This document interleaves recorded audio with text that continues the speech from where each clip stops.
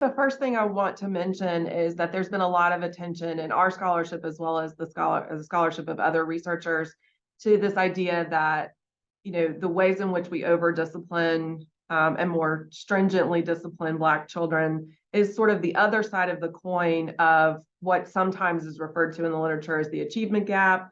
We're more likely to articulate that as an opportunity gap or an education debt.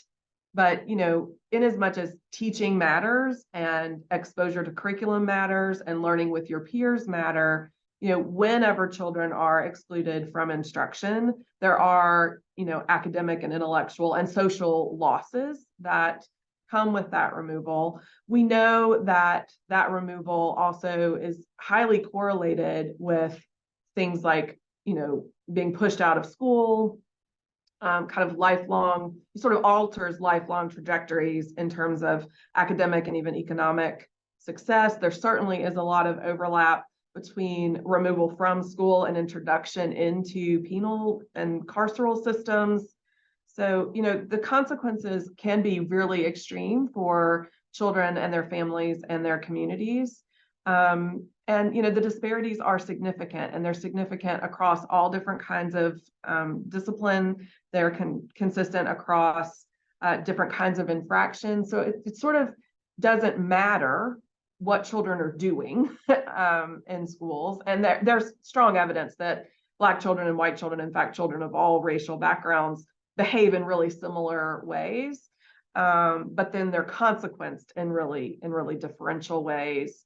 That then become contributing factors to these other disparities we see in things like achievement, high school completion, college enrollment, things like that. That the research is clear that even other students who are not removed, are adversely affected by a punishing school climate, right? They are less likely to feel connected and safe and trusted and trusting at school. So all of the enrolled students suffer adverse consequences when their classmates are removed from the buildings.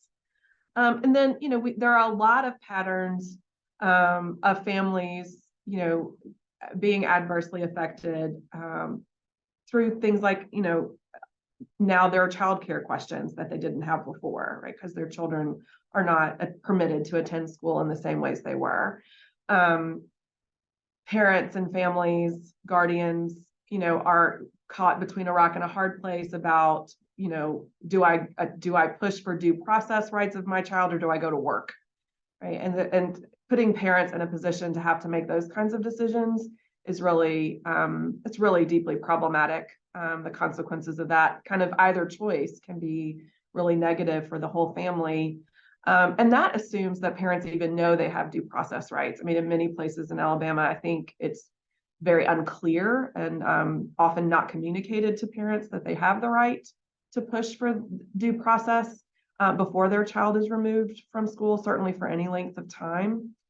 And what Hannah was speaking about is this sort of internalized stigma, I think, does have family and community-wide implications and consequences. I mean, just to sort of piggyback on the point Hannah made, we learned through, engaging with and inside alternative school settings that it's the building and the systems and the processes that create these labels of bad kids. These are not bad kids, right? They're perhaps kids who maybe made some questionable choices, but maybe, and don't all kids and adolescents make questionable choices? Like we sort of found that most of the behavior that sort of had children sent to these environments was really kind of developmentally appropriate and normal, and what you might expect from people who are trying to learn to become adults. But it's the building, right? It's the building and the isolation, and then the ways in which they're surveilled in those spaces that kind of render them, quote, bad, which I think, can kind of spread into whoever their closest relationships are with, right? Their families get labeled as bad or problematic. And yeah, it's deeply hurtful, and again, has lifelong consequences.